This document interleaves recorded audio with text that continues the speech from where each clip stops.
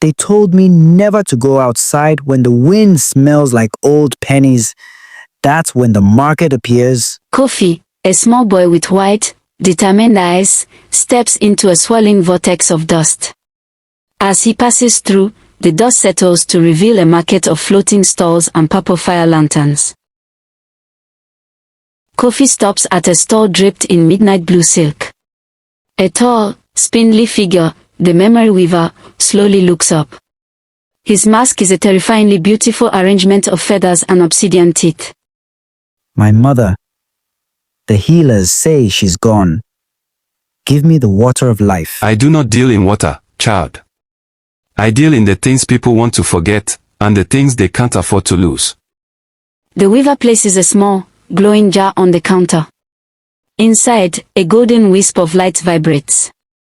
It sounds like a mother humming a lullaby. This will wake her. But in exchange, I take your memory of her voice. To you, she will be silent forever. Do we have a trade? Kofi's hand trembles as he reaches toward the jar. Now the question is, would Kofi give up her voice to save her life? Find out in the next episode. Kofi stands alone in the middle of a dusty path. The market is gone.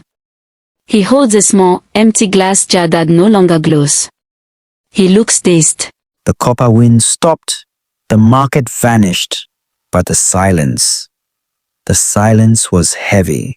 Kofi rushes into a small, dimly lit hut. His mother is sitting up on her mat, looking healthy and vibrant for the first time in months. She sees him and beams with joy. She opens her mouth to call his name, but no sound comes out. She looks confused, clutching her throat. Kofi tries to speak, but he realizes he can't remember what she sounds like.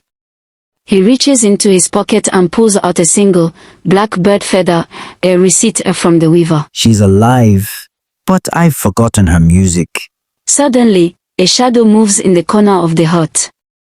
It's not the weaver, but a young girl with no eyes, wearing a dress of woven grass. You saved her body, Kofi. But the weaver didn't tell you where the voices go, did he? Where do the voices go? New Moon. Subscribe for part 3. Thanks for watching.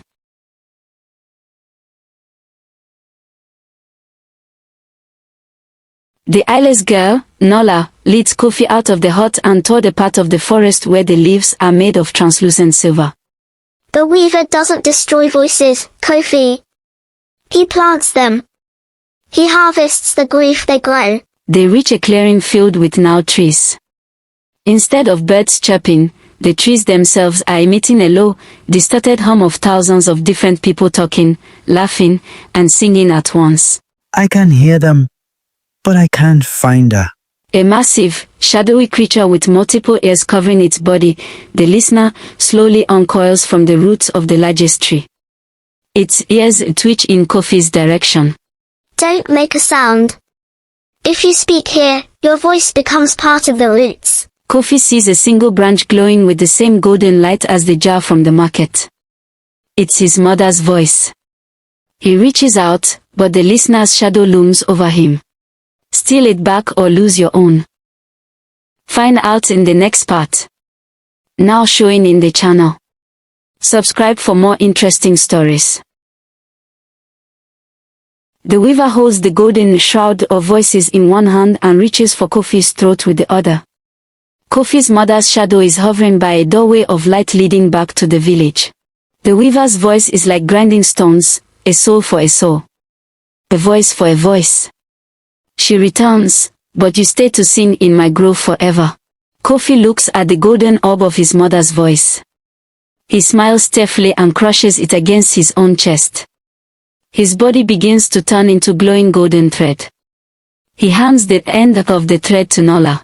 Nola leads the mother's shadow through the doorway of light. As they cross, the mother becomes solid again. She wakes up in her bed at home, gasping for air, her voice fully restored. Kofi! The mother called out. Back in the market of lost hearts, a new tree has sprouted in the Echo Grove. It's small, shaped like a young boy, and its leaves are made of golden music notes. The weaver is seen tending to it, looking almost proud. It is said that some debts are never paid. Thank you for watching The Market of Lost Hearts. New story now showing in the channel. Subscribe for more. Kofi reaches for the glowing branch. The listener freezes, all its hundreds of ears tilting toward him. Kofi holds his breath, his face sweating. He successfully snatches the glowing fruit of his mother's voice. The grove erupts. The trees begin to howl with the voices of the lost. The listener lets out a bone-chilling roar, a mix of 1,000 screams. Kofi and Nola are running through the silver forest, the shadows of the trees reaching for them like claws. They burst out of the forest, but instead of the desert, they are back in the market. The weaver is waiting, sitting calmly behind his stall, weaving a shroud made of golden threads. You took what was bought and paid for, little spark. Did you think I wouldn't notice a hole in my tapestry? The weaver stands up, appearing 10 feet tall. He holds out his hand. He isn't angry, he's smiling. Behind him, we see the mother's shadow beginning to fade away back home. His voice or hers? Find out in the last episode now showing in the channel.